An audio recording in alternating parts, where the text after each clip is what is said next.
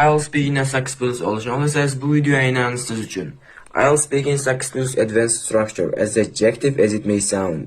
Adjective qo'yamiz va buni ma'nosi qanchalik eshitilmasa shu ma'noda bo'ladi, ya'ni men bilaman degani.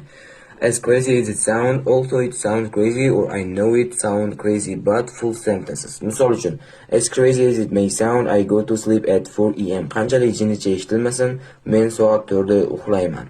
Uyquga yotaman. As weird as it may sound, I improved my speaking skills by talking to my girlfriend. Qanchalik g'alati eshitilmasin, men gapirish skilllarimni qiz bola do'stim bilan gapirish orqali rivojlantirdim. Xuddi shunday ko'plab advanced structurelar uchun obuna bo'lib, like bosib, ingliz tilini o'rganayotgan do'stingizga jo'natib qo'ying. Qanchalik ko'p aktiv bo'lsa, shunchalik ko'p video bo'ladi va sizga IELTS speaking bo'yicha zo'r maslahat va tipslarni berib boraman. Sog' bo'lasiz.